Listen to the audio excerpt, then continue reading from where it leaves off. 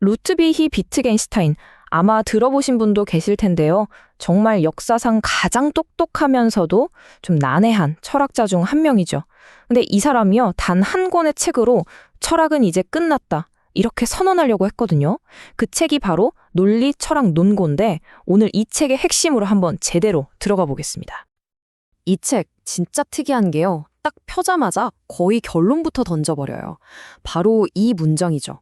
말할 수 없는 것에 관해서는 침묵해야 한다. 이게 그냥 멋있는 말이 아니에요.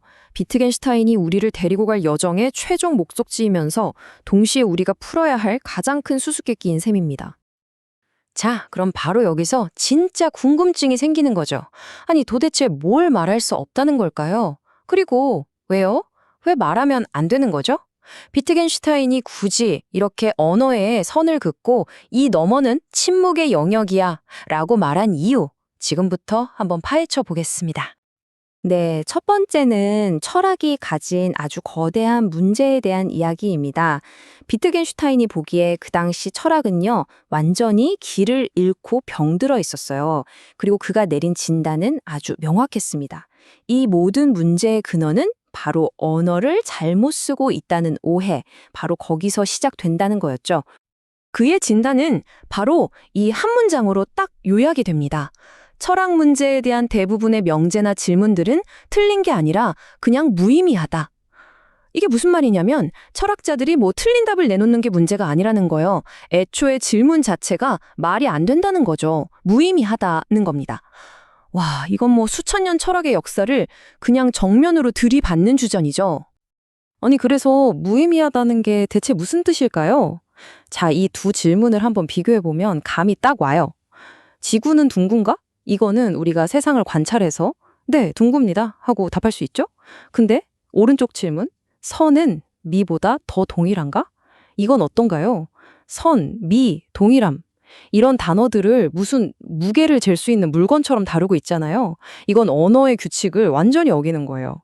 비트겐슈타인에 따르면 이건 질문이 아니라 그냥 단어들을 막 섞어서 엉켜놓은 매듭 같은 거죠. 자, 이제 두 번째 파트, 사실들의 세계입니다. 이 철학이라는 병을 고치려면요, 비트겐슈타인은 기존의 생각들을 다 부수고 아예 처음부터 다시 시작해야 한다고 봤어요. 그리고 그 거대한 공사의 첫 삽이 뭐였냐? 바로 세계가 대체 무엇이냐, 이걸 다시 정의하는 거였습니다. 바로 여기서 철학의 진짜 혁명이 시작됩니다. 자, 세계는요, 사물이 아니라 사실의 총체다. 이게 무슨 말이냐면 세상은 그냥 책상, 의자, 컴퓨터 이런 사물들의 목록이 아니라는 거예요. 그게 아니라 책상이 방 안에 있다, 컴퓨터가 켜져 있다와 같은 사실들의 총합이라는 거죠. 그러니까 중요한 건 사물 그 자체가 아니라 걔네들 사이의 관계, 그 상태라는 겁니다. 자, 왼쪽을 한번 보세요. 소크라테스, 고양이, 책. 이건 그냥 세상에 존재하는 사물이죠. 그냥 이름표예요. 근데 오른쪽을 보면 소크라테스는 현명하다, 고양이가 매트 위에 있다. 이렇게 되면 이게 비로소 사실이 되는 겁니다. 사물들이 어떤 특정한 방식으로 배열되고 관계를 맺는 그 순간, 그게 바로 우리가 인식하는 세계의 한 조각, 즉 사실이 되는 거죠. 좋습니다. 이제 우리는 세계는 사실들의 총합이다 라는 단단한 기초를 세웠어요. 그럼 이제 다음 질문이죠. 언어는 이 사실들의 세계랑 대체 어떻게 연결되는 걸까요? 여기서 비트겐슈타인이 제시한 정말 기가 막힌 청사진이 나옵니다. 바로 이겁니다. 우리는 사실의 그림을 스스로 만든다. 이게 바로 비트겐슈타인 철학의 심장이라고 할 수 있는 그림 이론이에요. 무슨 말이냐면 언어가 어떤 의미를 가지려면 현실 세계의 사실을 마치 사진처럼, 그림처럼 정확하게 그려내야 한다는 거예요. 그러니까 문장은 현실을 찍은 논리적인 그림인 셈이죠. 좀 더 쉽게 말해서 문장은 자기가 묘사하는 그 사실과 똑같은 논리적 구조를 가져야 한다는 거예요. 예를 들어 고양이가 책 위에 있다는 문장을 한번 생각해 보세요. 이 문장이 말이 되는 이유가 뭘까요? 고양이라는 단어와 책이라는 단어의 관계가 실제 세상에서 고양이랑 책의 관계를 그대로 복사해서 보여주기 때문이에요. 이 단어들의 배열이 현실의 구조를 그대로 따라하는 거죠. 만약에 이 구조가 안 맞는다, 그럼 그 문장은 그냥 무의미한 소리가 되는 겁니다.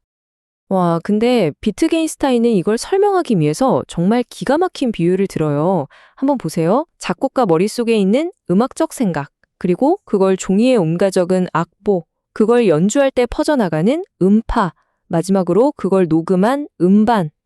이 네 개는 겉보긴 완전히 다르잖아요. 근데 그 속에는 똑같은 논리적 구조가 흐르고 있죠. 언어랑 세계의 관계가 바로 이렇다는 거예요. 자, 네 번째 파트, 말할 수 없는 것입니다. 자, 이제 논리적으로 한번 따라가 보세요. 언어가 오직 사실만을 그림으로 그릴 수 있다면 여기서 아주 필연적인 결론이 하나 나오죠. 바로 사실이 아닌 것은 그림으로 그릴 수가 없다. 그러니까 원칙적으로 말할 수도 없다는 겁니다. 드디어 언어의 한계가 드러나는 순간이에요. 그러니까 언어는 세계를 그릴 수는 있어요. 근데 언어가 어떻게 세계랑 연결되는지 그 연결 관계 자체는 그릴 수가 없다는 거예요. 여기서 바로 말하기와 보여주기라는 아주 중요한 구분이 나옵니다. 지도를 한번 생각해 보세요. 지도는 서울이 어디 있고 한강이 어디 있는지 말해줄 수 있죠. 근데 지도가 2차원 평면이라는 사실, 즉 지도가 작동하는 그 규칙 자체를 지도 위에 그릴 수 있나요? 없죠. 그건 그냥 지도를 보면 보여지는 거잖아요. 언어도 똑같다는 겁니다. 그래서 이 핵심 명제가 나오는 겁니다. 보여줄 수 있는 것은 말할 수 없다. 언어의 경계를 아주 명확하게 그어버리죠. 생각해보세요.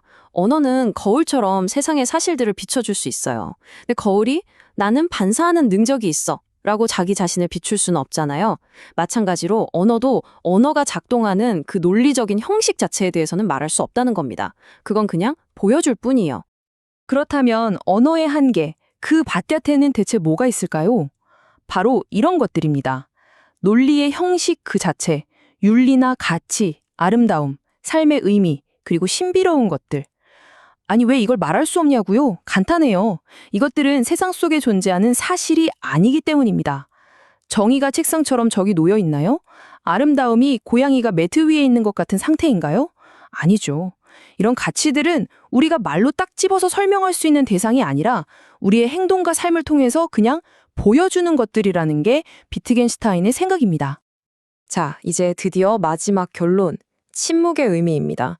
이제까지의 모든 논의를 거쳐서 이 해설에 정말 놀라운 결론에 도달하게 되는데요. 논리 철학 논고라는 이 책 자체가 대체 왜 쓰였는지 그 궁극적인 목적이 드러나는 순간입니다. 바로 이 마지막 질문, 이 역설적인 질문이 이 책 전체가 우리를 끌고 온 지점입니다. 아니, 만약에 철학이 세계를 기술할 수 없다면 이 책은 도대체 무슨 의미가 있는 건가? 왜냐면 이 책도 결국 철학적인 문장들로 쓰여 있잖아요. 그럼 지금까지 한 말에 따르면 이 책도 무의미한 거 아닌가요?